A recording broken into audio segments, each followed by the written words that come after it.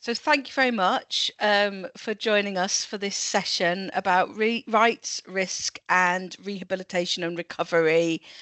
And we're talking about the role of social work in forensic services. I do have my colleagues joining me, but we'll each introduce ourselves as we come on camera to make it easy to follow. So just to start with, I want to talk about what forensic social work actually is. So when we talk about forensic social work, we're talking about the intersection between criminal justice and mental health as relates to social work. And we often have to think in terms of care and control. We do that in terms of all types of social work. But in forensic social work particularly, we're often balancing individual rights against public protection. And that element of public protection is one that we really have to think about much more within forensic services than we might in other areas of social work. So when we were putting this talk together, we were thinking in terms of, we talk about rights, which are absolutely crucial to social work, to risk, which is one of the areas that is really key to forensic social work, and then thinking about recovery and rehabilitation on the way out. So that's how we've structured the training. So just to introduce myself, as I haven't yet, my name is Vicky Hart. I'm head of forensic social work and safeguarding lead for forensic services at South London and Maudsley. And I'm going to be starting by talking about rights and the importance of rights within forensic social work. So first of all, we talk about rights a lot within social work. And when we think about it, I really want to think more about what we mean by rights. So I think of rights as layers. And if you think of maybe a pyramid, at the very, very base, we've got human rights, right to dignity, right to family life, and also thinking about the proportionality of how much we interfere with other people's lives in terms of human rights. But we're thinking about the legislation as well, the Human Rights Act. Then we're also bound by legislation. So statutory rights, as we refer to them sometimes. We're talking about the Mental Health Act, talking about the Mental Capacity Act, the safeguards that exist around detention, around liberty, and around some of that decision making. Then we'd think about some of the additional rights. So we're moving to a narrower peak of the pyramid.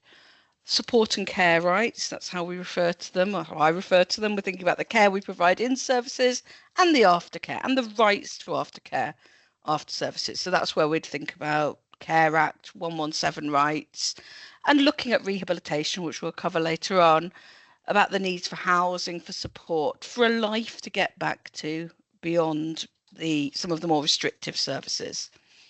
And then at the top of the pyramid, we'd be thinking about what we refer to as procedural rights. So the importance of the voice of the person in the systems that we're working in, the rights to advocacy, the routes to challenge decisions that are made.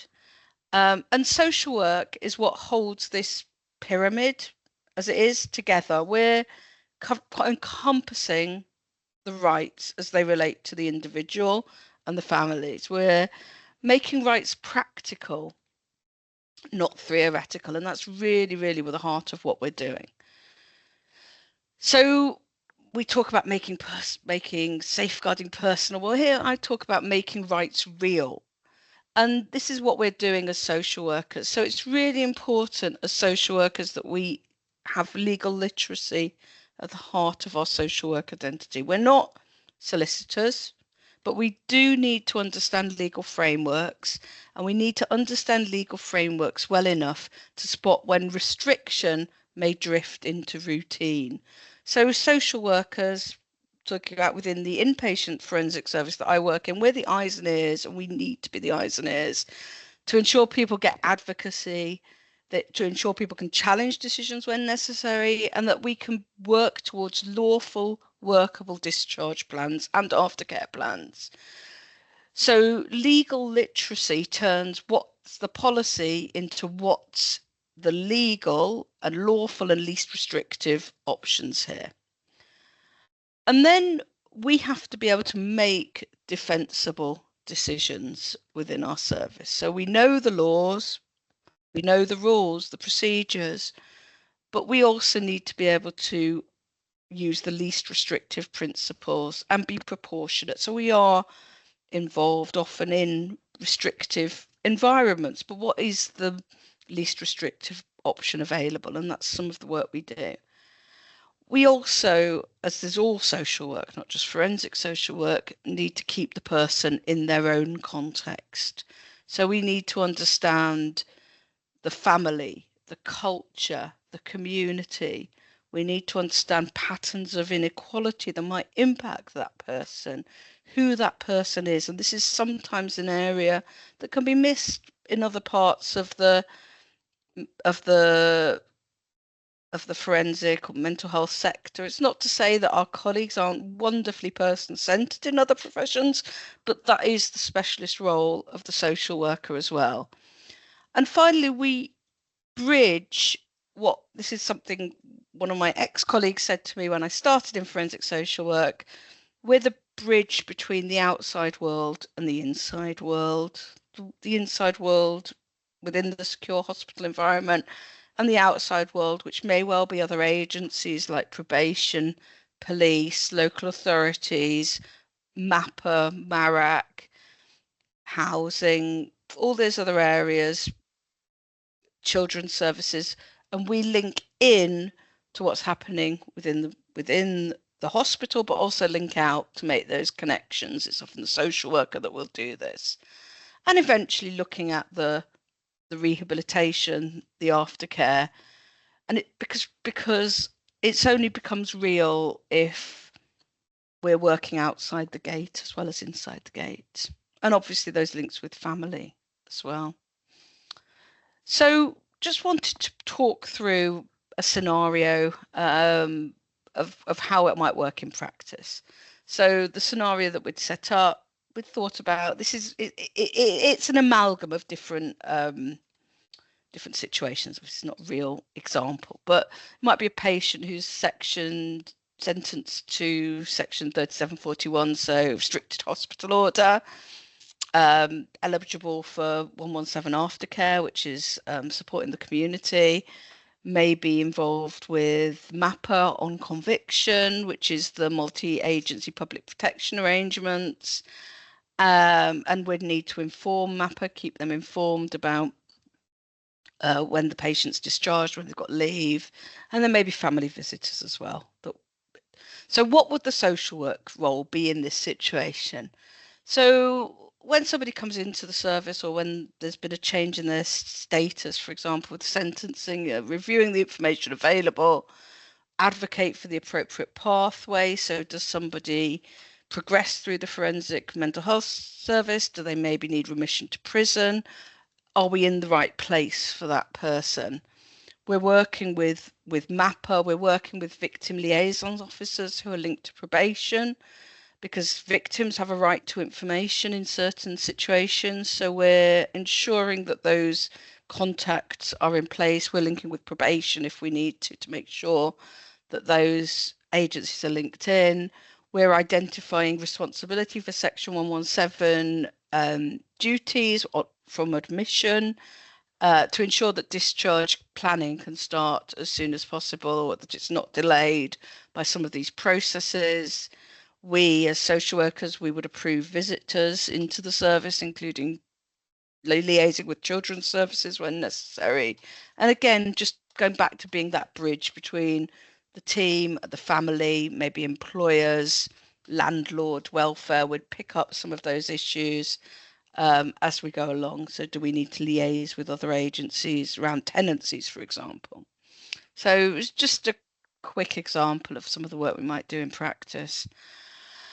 And the other thing I wanted to mention, because I think it is really important in the context that we work, is that there are biases within our system, and we do have to challenge some of the racism that's within our system. One can't walk into our service without it being very obvious that Black men are more affected by institutionalization, and exploring the evidence. So what we need to do as social workers, I don't think it's good enough to say, oh, the system, there's institutional racism. We need to take responsibility for that and look at the reports that we're writing, look at the evidence that we're providing, and thinking, is there what is the evidence base in the analysis that we are providing in our reports?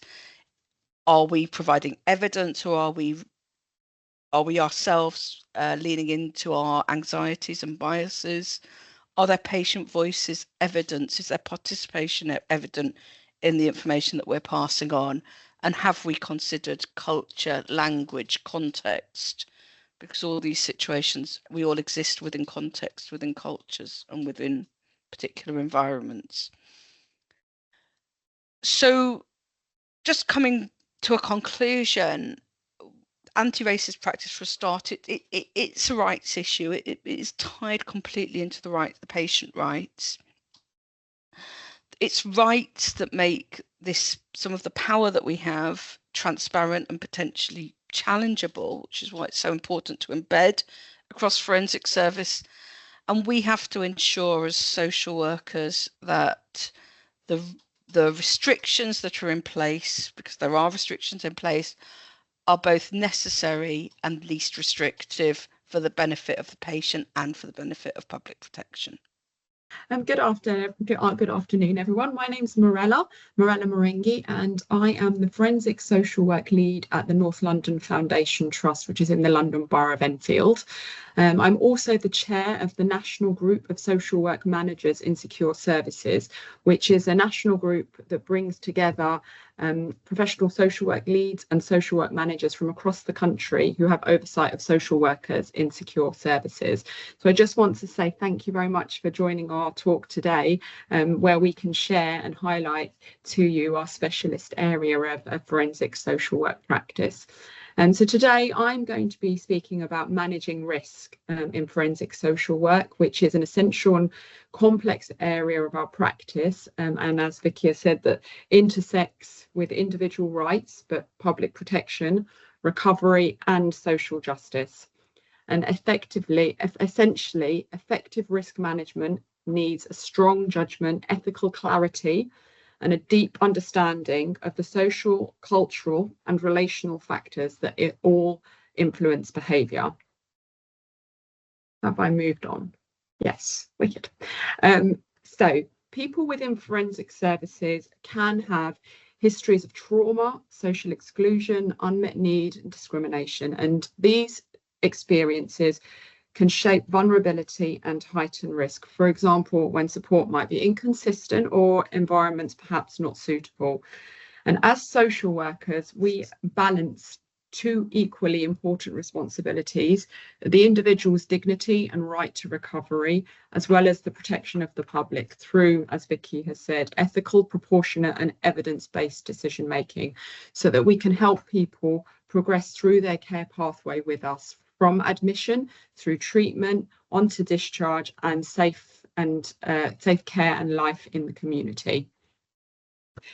So before I actually move on to talking about risk assessment and risk management, I'm going to reflect on the core social work values that underpin our work with risk. So in forensic social work, risk can easily become the dominant lens through which people are viewed. Reports, meetings, systems will often focus on risk behaviours, risk indicators, risk management plans, risk everything. However, as social workers, our role is to ensure that risk doesn't eclipse the person. And so our practice must remain grounded in the core values of our profession. And the first of these being person-centred practice. So even in highly restrictive environments, the individual must and can be actively involved in decisions. This means ensuring they understand what's happening around them, helping them to have information that is accessible, and ensuring their views are heard when risk decisions are being made. For example, in safeguarding practice, in tribunal social circumstances reports, and in applications to the Ministry of Justice, be that where they are on their care pathway. The second value is respect for dignity and lived experience. So many individuals in our forensic services may have experienced trauma, exclusion, poverty, discrimination, and these experiences will shape their behaviour and coping strategies and vulnerability. So when we assess risk, we must understand the person's story, their social history, their journey, not just the event that brought them into forensic services. A third value is anti-discriminatory practice. And as highlighted by Vicky, we know that communities are disproportionately represented in forensic services. So as social workers, we must remain alert and challenge bias, stereotyping, or assumptions that may influence our risk interpretation. Our assessments must challenge inequality rather than reinforce it. Another critical principle is trauma-informed care. So many behaviours we might see are labelled as risk, but can actually be understood through the lens of trauma. Trauma can influence emotional regulation, trust in authority, responses to stress. If we ignore trauma in the work that we do, we risk misinterpreting behaviour and then responding to it in ways that actually increase harm rather than reduce it. And as touched upon by Vicky again, forensic social work must remain grounded in a rights-based approach. Risk management must always be balanced with the principle of least restrictive practice. So it means continually asking ourselves, are these restrictions necessary? Are they proportionate? Are they justified? And so we have to hold in mind responsibility to the public, but responsibility to uphold rights and dignity. And essentially that is what defines forensic social work, with our professional values to guide us in navigating this balance. So my next section would be about risk assessment. So the purpose, so we're going to look at the purpose and how we apply structured professional judgment. So risk assessment is one of the most scrutinised aspects of our work in forensic services, yet can be one of the areas that's most commonly misunderstood. Risk assessment isn't about predicting the future, because none of us can do that with any certainty, but instead it's about building an informed understanding of 4 quick key questions. What could happen? Why might it happen? In what circumstances could it occur, and what protective measures can reduce the likelihood or impact of the risk. And high quality risk assessment is collaborative, holistic and analytical. It looks beyond behaviour alone, but also looks at the wider context around the person. So we will explore, as I mentioned, relational, social, environmental factors that influence behaviour. For example, social networks, social connections, finances, housing, access to support, immigration, to name a few areas. So structured professional decision making, which is my next slide, becomes particularly important when you combine these 3 key elements. So you will use evidence-based tools, and I've listed a couple on the next slide, professional analysis and experience, and critical reflection. And this approach helps us to work within a structured framework while avoiding overly rigid decision making. So risk can't be reduced to a score or a checklist, but it requires thoughtful interpretation and professional reasoning. So for forensic social workers, this doesn't mean relying on risk factors alone, but also looking at strength and protective factors alongside vulnerabilities and triggers. So you might be asking yourself, what stressors might increase risk? What relationships support stability? What relationships might pose challenges? And what environmental conditions could make risk more likely or less likely? And what support systems could help reduce that harm?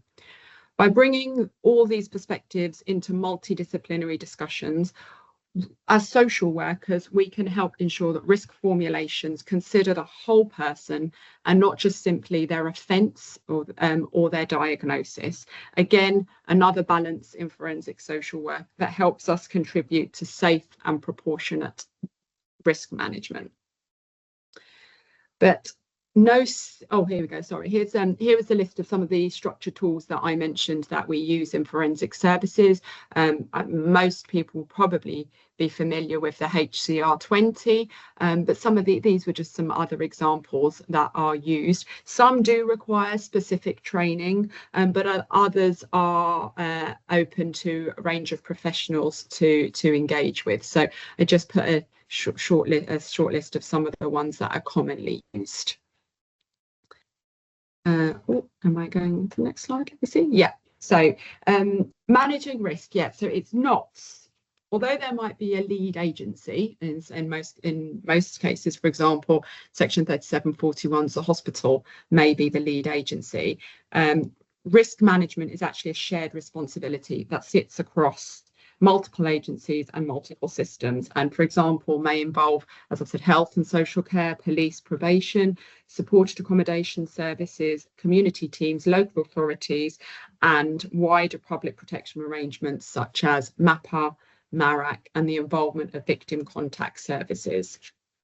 Each of these agencies will bring different expertise and responsibilities, but risk management can only work when contributions are coordinated, transparent, and collaborative. And so as social workers, we play an important role in acting as a bridge between these systems. We connect health and social care, we link hospital with community, and we ensure that social context is considered within multi-agency discussions. Our responsibility is to make sure that risk management plans aren't developed in isolation, that they reflect not only individual need, but social circumstances, finance, housing, and a range of other environmental factors. And as I've said, communication is essential. And this could be, for example, through multi-agency meetings, such as MAPA meetings, discharge planning meetings. So it gives opportunities for perspectives to be brought together. And collaboration isn't simply about turning up to a meeting. Actually, it requires professionals to challenge respectfully, ask questions, offer different perspectives so that decisions can be proportionate and evidence-based.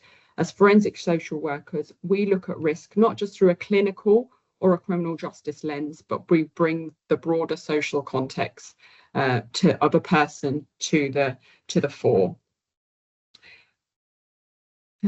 Next slide.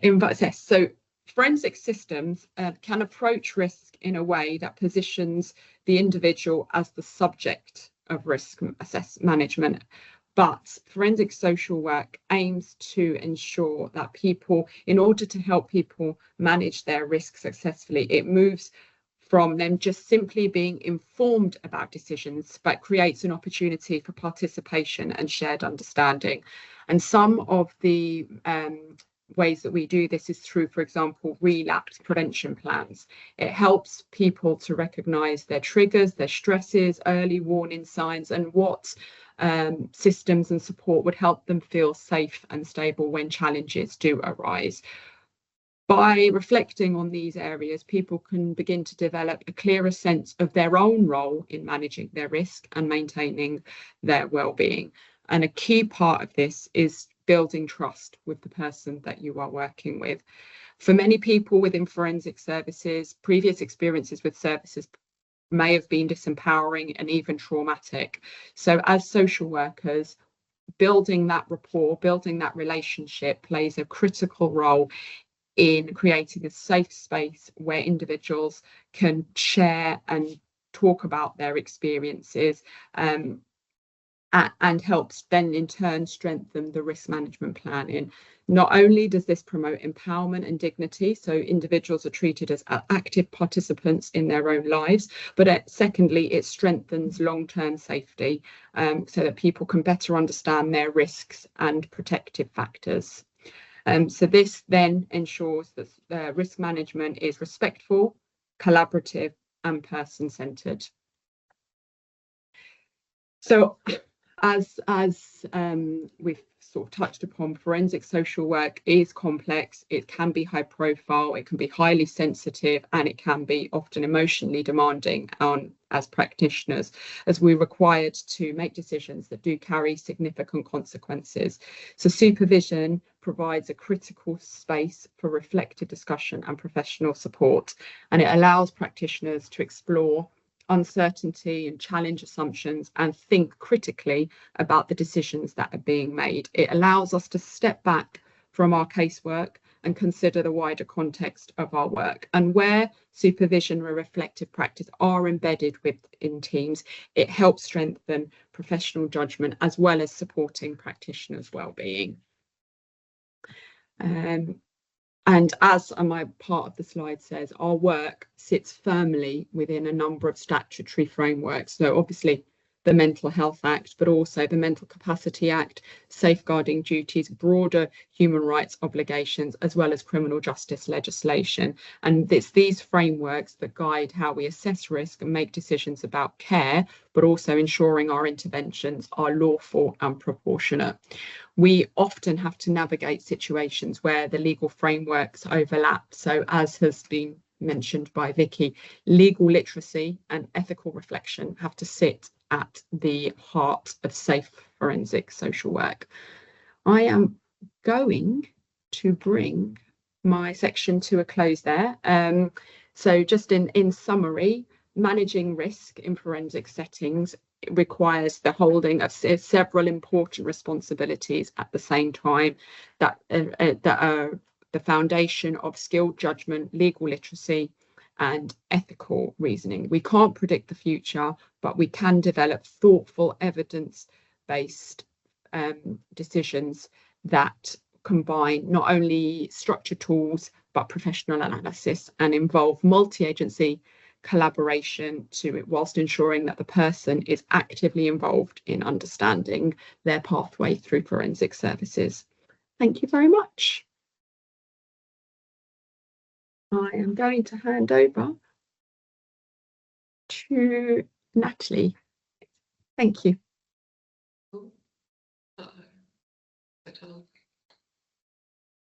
Hi, my name is Natalie Waghorn and I'm the Head of Forensic Social Work at East London Foundation Trust, and I'm here with Majid, expert by experience and principal worker in Hackney Community Forensic Services. We're here to talk a bit about recovery in forensic mental health setting. Okay, I've done something really weird with the file, so sorry about that. So what we're talking about is recovery orientated practice versus risk management and public protection, maybe some of the tensions within that. So what does recovery mean? It means different things to different people. What I might view as someone having recovered will be different to what they might view as them being recovered. Families will have different opinions. I don't know, Majid, if you want to talk a bit about your views or... Yeah, sure. Yeah, recovery means a lot of things to me, to be honest. But to put it in a nutshell, I'd say getting back to where I used to be in terms of my personal life.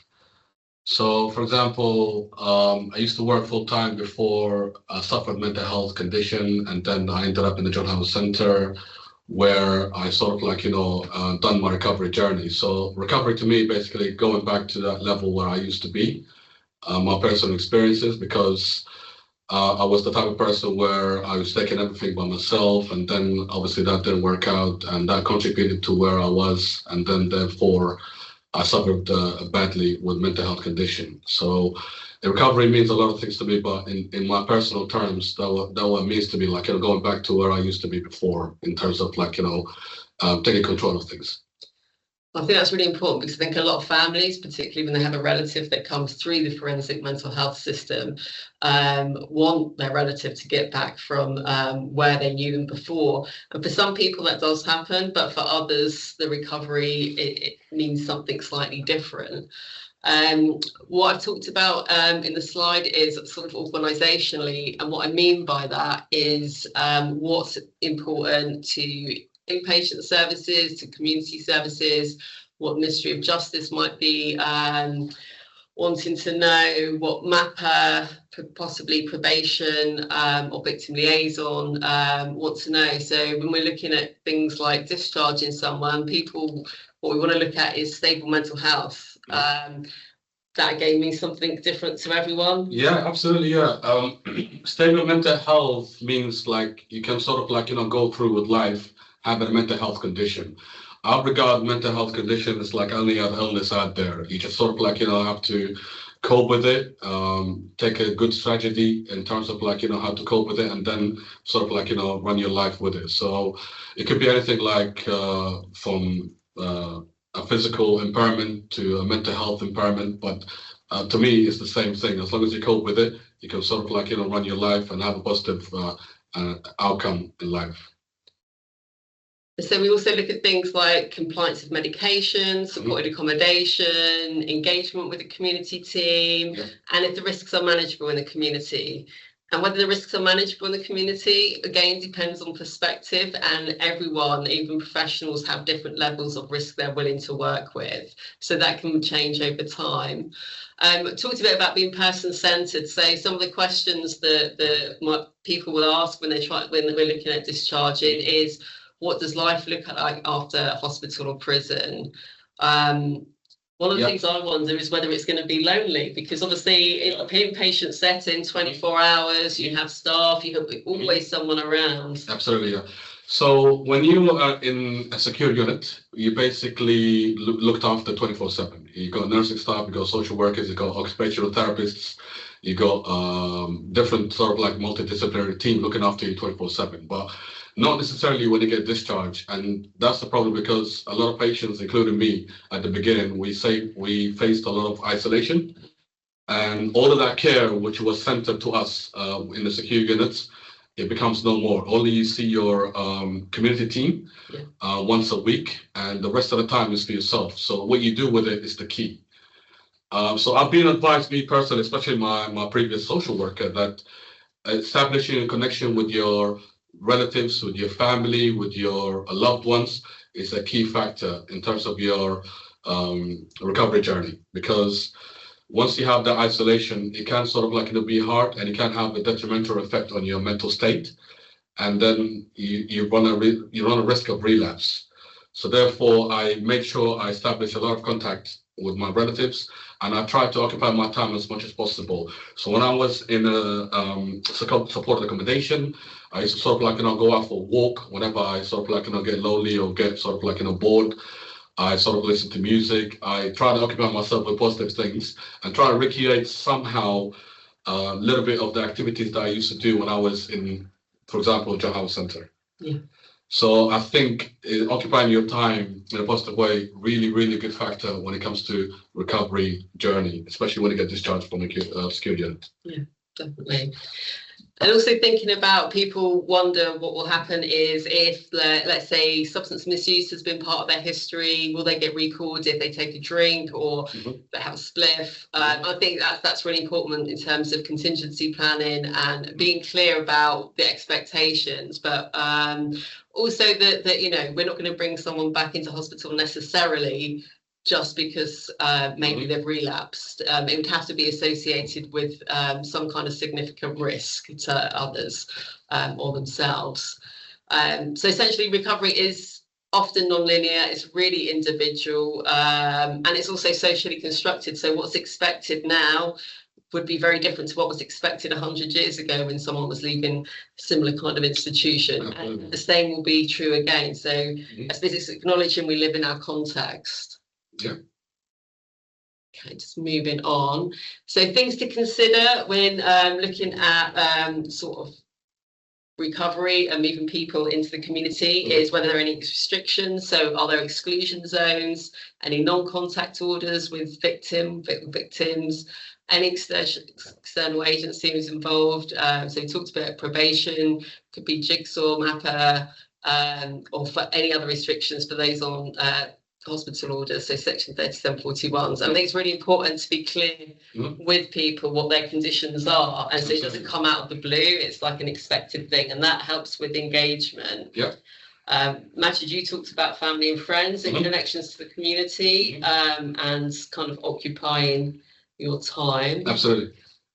Just wanted to sort of like talk a little bit about this section. 3741, it meant to me, like as explained to me when I was in secure unit, that 41 is a restriction on my section. So therefore, you have to take a lot of steps, and you're involved with the Ministry of Justice.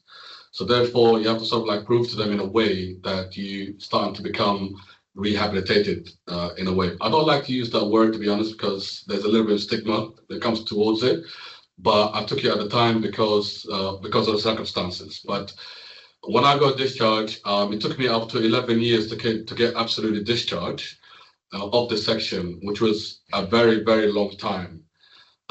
It shouldn't be necessarily like that, but in my sort of like circumstances, I did understand the reasons behind it, because you have to sort of like prove bit by bit, like when it comes to staying in the community with a stable mental health for a long time,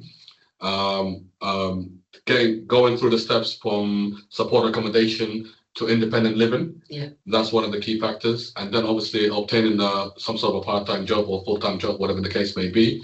And then I sort of like went through a tribunal and I presented my case, and luckily I got absolute discharge. So yeah, brilliant. Yeah, so it took a little bit longer than expected, but I got there at the end. And I advise everybody to sort of like do the same, like when it comes to taking it step by step, because restrictions is sort of like hinders your recovery journey in terms of like the length of time. Yeah. But you will get there with persistence and doing the right thing at the end. Brilliant. Some of the other things you might want to consider is obviously capacity, appointeeship, deprivation of liberty safeguards. So I suppose what we're talking about when we're looking at discharging is balancing care and control. So not reducing risk completely, but who decides what the risk is and if it's manageable. Really important to look at the strengths and protective factors. Family, or at least connections with the community, wider community, is really important. And strengths, sometimes we talk a lot about insight and things like that. That might mean something to us. It might not mean anything to the service user. So it's looking at what's there, where are they coming from? And Morella talked a bit about that in the last part. Other thing to mention really is disguised compliance. So we do get people that come through the system, they look like they're doing everything they should, kind of sounds like they're doing everything they should, but perhaps there might be one or two members of the team that kind of wonder about that. So I guess that's looking for the nuance and not just looking for what you might say is bums on seats. So I've done this group session for the last 12 weeks. So I've now managed to do either anger management or substance misuse. It's kind of looking at a kind of more nuanced level around that. We're going to then talk a bit about some of the barriers to recovery. So some of the people we work with have really long lengths of stay in hospital. Yeah. I don't know, Manjid, if you can say something about when you first came in and what some of the difficulties were for you. I would say the first ever thing that I found difficult was not necessarily the staff, was the actual dynamics with other patients, because it was my first and only admission. Yeah. And I found it really difficult because I was in a close proximity with a lot of patients with complex needs. And I didn't understand them, they didn't understand me. I was in a vulnerable place and there was a lot of friction at the beginning. And then you got the dynamics with the staff. That's another ball game altogether. You got how can I put it? You got the sort of like, very caring staff where they go the extra mile, they do everything they're supposed to do and more.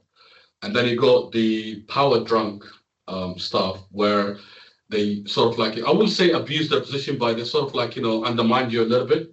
Yeah. And then you got in between where they used to be from the first sort of like, section where they go through or they look after you in every possible way, but somehow they sort of like venture to the other side because of bureaucracy, because of barrier with a lot of paperwork, because of the tiredness that comes with the job, because they're doing sort of like long hours. Yeah. So there's all these factors like, going in, and then I'm in the middle, which I'm not helping things at the beginning. So it was a cocktail of things. So I found it, I struggled for a year. And then I started to understand, and the medication kicked in, therapy kicked in. And then I started to understand the dynamics. I started to sort of like, find out, okay, how this place works and what can I get from it? Yeah. And then I got sort of like, hit with I wouldn't say hit, but sentenced with 3741. Yeah. A hospital order. And then I sort of like, and started to understand, okay, what the section is, what does it mean? What do I need to do in order to get out? So I was focused, after a year and a half, I was focused how to get out of that situation. So I've been blessed with a good team. Like they told me straight how it is. And that's the way I roll. So they told me, okay, in order for you to get discharged, you need to do 1, 2, 3, 4. And I said, okay, if that's the case, well, keep your eyes on the prize and do what you need to do in order to get out. So whether that's therapy, activities, or any sort of special groups I had to go through linked to my ethics offense, I did it, regardless of whether I liked it or not, because some of the groups, I'm not gonna lie, I was skeptical about. But it kind of opened my eyes about different things, which I found very beneficial at the end. And then the last 2, I stayed in security for 4 years. So the last 2 years was a complete breeze because I completely understood the situation I'm in. I started to become myself even more, or back to my regular self. And I sort of was occupying myself with activities. So the time went past, and then I graduated from escorted leave to unescorted leave. It got to the point where I had 8 hours. It was only a place where I just sleep at night, to be honest. And then obviously I got discharged, and then I became sort of in a support accommodation for 3 years before I moved into independent living. So my point of saying all of this, it works if you work it. It definitely works if you work it. It might be difficult at the beginning, but in every other situation in life, you need to understand what's going on first in order to how to deal with it and come up with solutions. And I think one of the other things is that, even if we're in secure settings, whether that's prison or hospital, we do get contraband coming in, people do bring in drugs. So if you're someone that's had, drug user and you're suddenly really restricted, then and that you've got the opportunity to use drugs in a secure setting, then it can be really difficult for people to turn that down, which often then prolongs their stay. Absolutely. So you've talked about the power imbalances between staff and patient, but also the double stigma with mental illness and offending history. And we often find that as well with families who often feel kind of either shame, sometimes humiliation, and working with that. I just want to say something about what led me to become sort of end up in a secure unit. I knew that I had mental health condition. I knew that I had mental health difficulties, not necessarily mental health condition because I wasn't diagnosed at the time. But exactly my point where you just mentioned, stigma. I was ashamed of the situation I was in. I didn't understand what was going on through me, but I knew deep down that there was something wrong. I didn't know how to cope with it, and I dealt with it myself. So instead of asking for support, what I did was I thought, okay, this is my own issue. I'm going to deal with it myself. And before I know it, I couldn't cope anymore, and it was sort of like a blow and sort of like cry for help at the same time.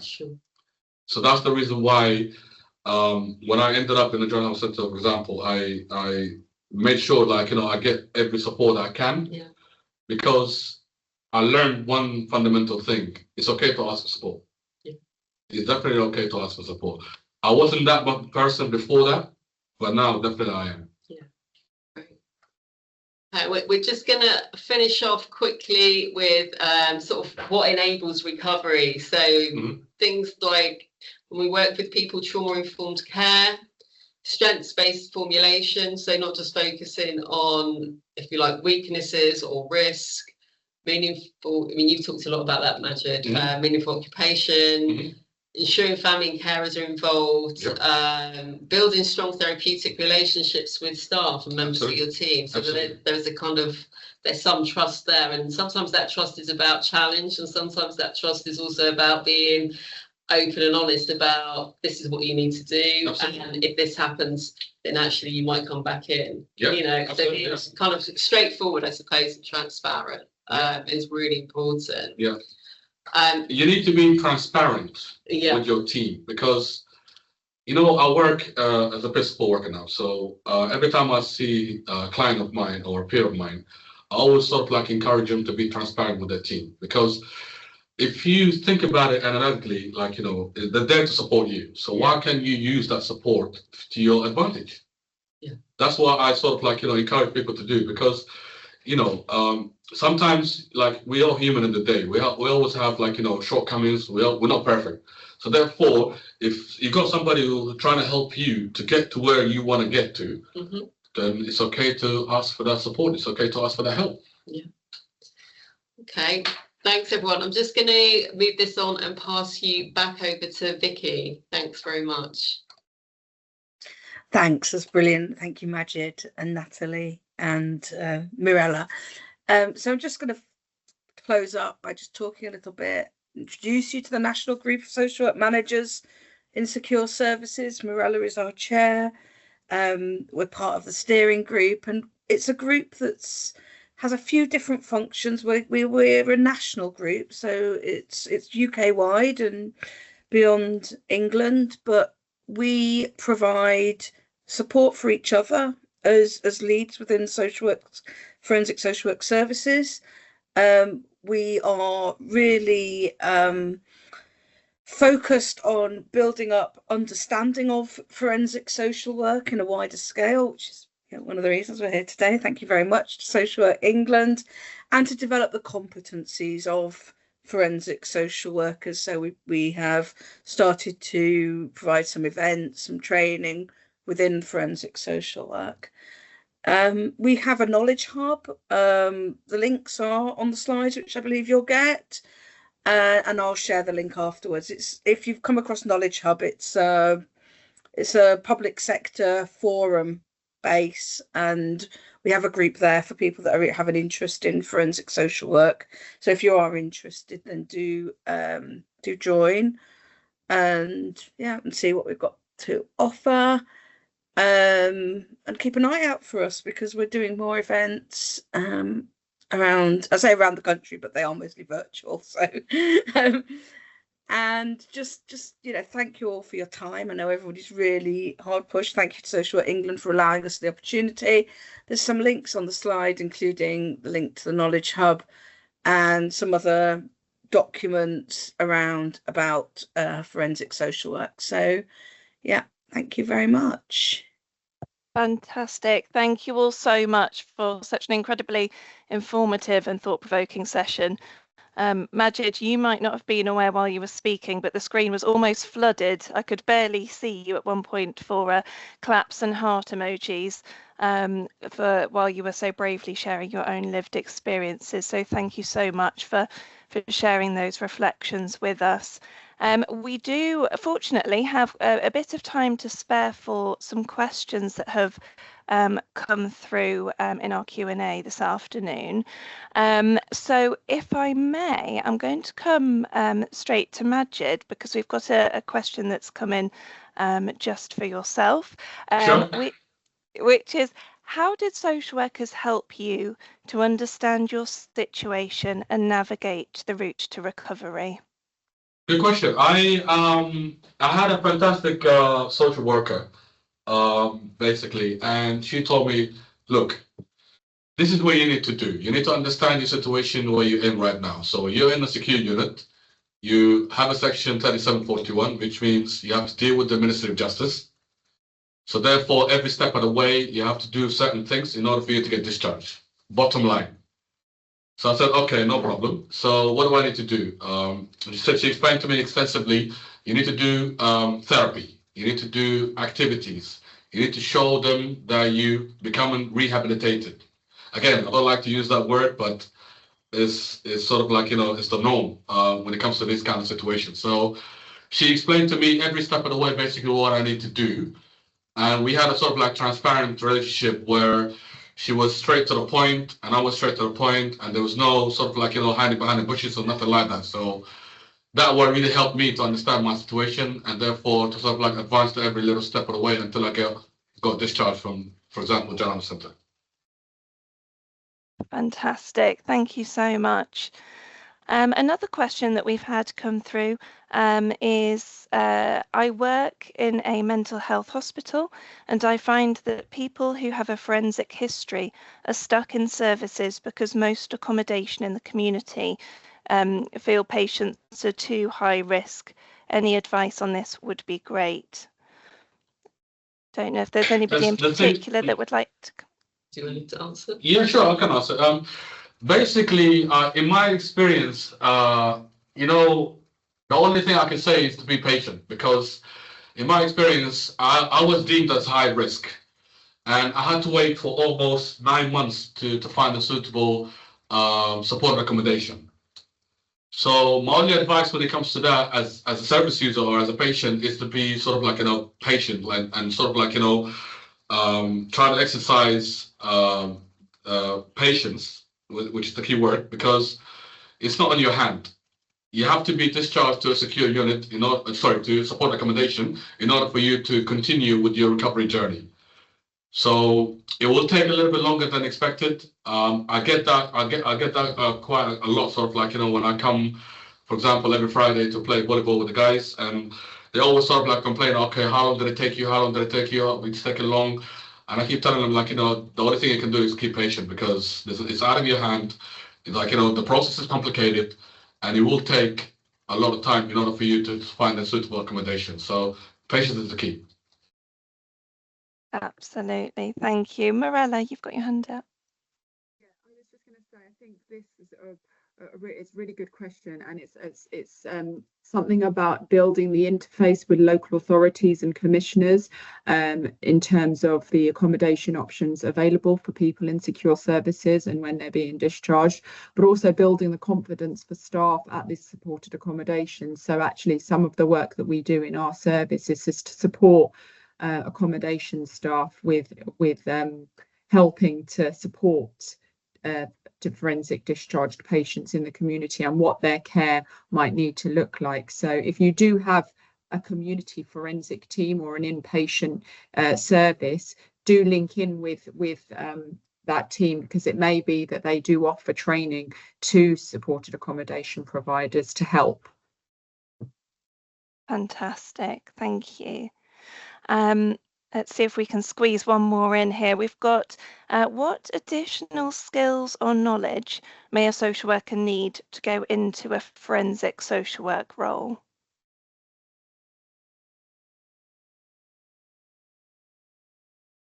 Anybody that would like to take that one? It sounds like somebody's keen to head in your direction. Morella.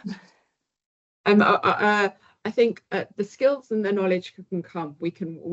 That's something that you learn in the service, and unfortunately, no scenario is often the same. So you have to have a ability to navigate and problem solve and be creative. But I think the underlying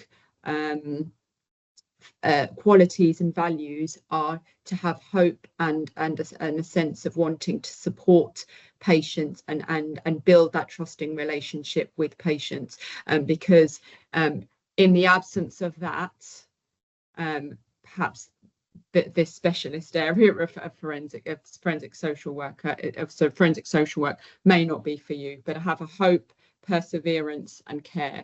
I think it's more about the values rather than the skills and knowledge. Is my view. I don't know. I think that, you know, that's great. Actually, you know, perfect response, Morella. And just to say, I mean, I won't say it's regular, but we do take newly qualified. We have taken and we do take. We've got a social worker doing ASYE with us at the moment, who's amazing. Students as well. Yeah, students in our service. Yeah. So it's certainly something you can learn through our services with the right values. Yeah. Fantastic.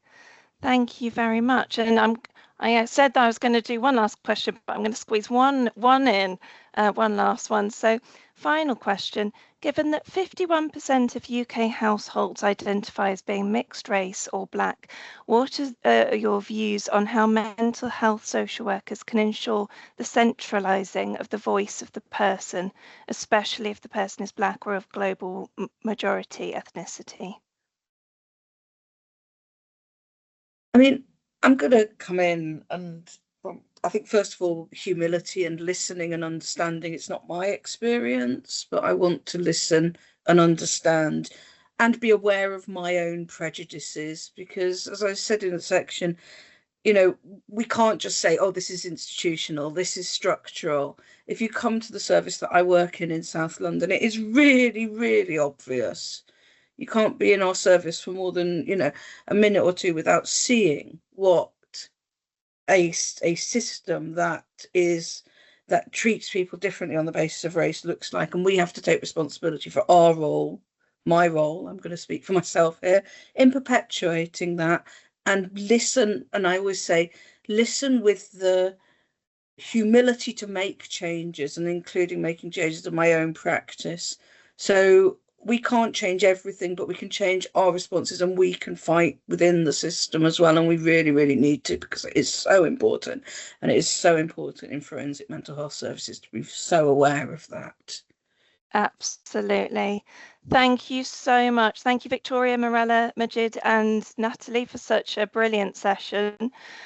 Please do refer to the links that Victoria has posted in the chat. The recording will be available to view shortly after Social Work Week on our YouTube channel.